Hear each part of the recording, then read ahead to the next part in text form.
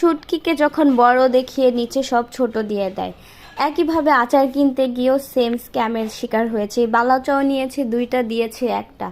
আচ্ছা, কক্সবাজারে যারা ব্যবসা করছেন, জানি না মনের ভুলে করছেন কিনা, বাট এই যে ব্যবসাটা করছেন অবশ্যই হালালভাবে করবেন। আসসালামু আলাইকুম, আমি জান্নাত ফ্রম জেটি সিস্টার্স। হাতে কি পছন্দ হয়েছে?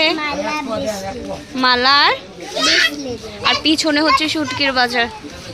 দেখো তো, ওয়াও, যে একটা মালা, যে ব্রেসলেট,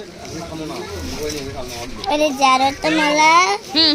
তো কক্সবাজার যাবে সবাই, শুটকি আচার এগুলোই তো আনবে, তাই না? কিন্তু দেখেন, এই যে আমরা শুটকি কিনতে গিয়েছি 1200 টাকা দিয়ে লইটা মাছের শুটকি কিনেছি। উপর থেকে সব বড় শুটকি দেখালো, বাসায় এনে দেখি সব ভেতরে ছোট শুটকি দিয়ে দিয়েছে।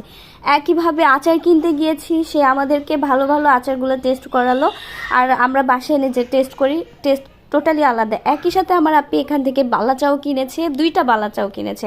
আমি দেখলাম সে ব্যাগে ঢুকালো, আবার ঢুকানো পর মুহূর্তে কখন সে ব্যাগ থেকে বের করে ফেলছে জানি না, বাসায় এনে দেখি একটা বালাচাও। তো বলেন, এই যে স্ক্যামগুলো করতেছেন নিজের দেশের মানুষের সাথেই করছেন, আবার এটা আপনারা ব্যবসাও করছেন। তাহলে ব্যবসাটা যখন করবেন অবশ্যই হালালভাবে করবেন।